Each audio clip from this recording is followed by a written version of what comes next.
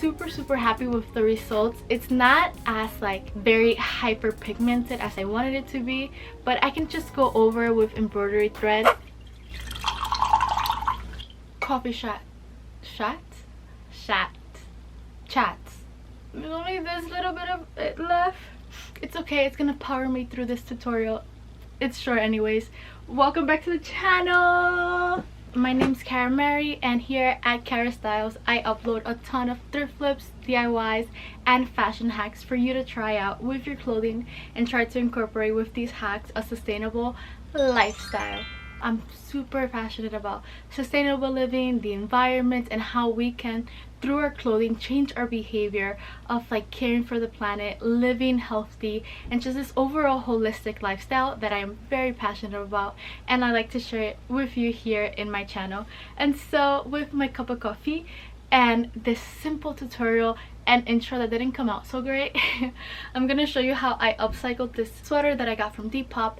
It was pretty much like this like basic white tee, but that's the whole thing. Like, most often we get tired of basic looks, and when it comes to sustainable fashion, a lot of looks tell you to just shop and keep basics, but basics can get boring. And so I found this really cool technique called fabric marbling that I'm ready to show you right now in this tutorial.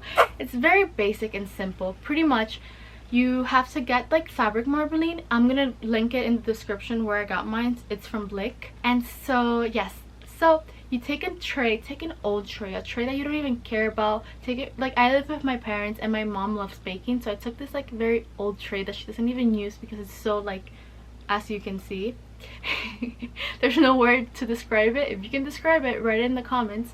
I dropped water. So I pour water there. You do not want the water to be more than 1 inch to 2 inches, because the more water you have, the less color will create the pattern. And you just like start dropping the colors. I wanted to keep like a primary color palette with like blue, yellow, and red. And so I just started to drop the pigments. Then I took this bamboo stick and started to like swirl it around.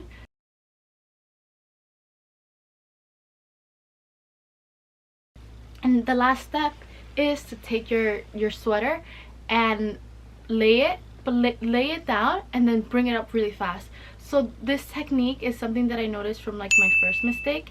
If you leave your clothing in there for too long, the pattern won't absorb, because the sweater is absorbing so much water, then the pattern doesn't stick. So you want to like apply it and remove it really fast, so then you can get the pattern to stick to it.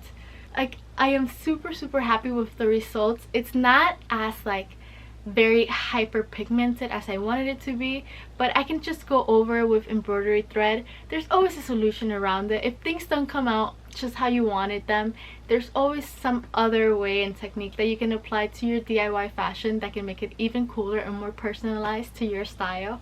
That's it.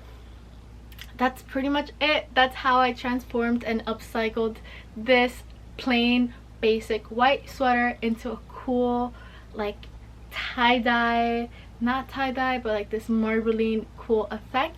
And now you have this really unique sweater in your closet and makes your looks more interesting and unique to your style. I didn't record when I tested it on paper, but just letting you know, before you drop your clothing in there, do a test with paper just to see how the colors look and if you like the pattern. I was really happy with how it looks on paper, so of course I wanted to do it with the sweater.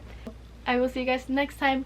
Keep on smiling, my human stars. Have a beautiful bright day, and I will see you next time when I upload, which tends to be every Wednesday and Sunday.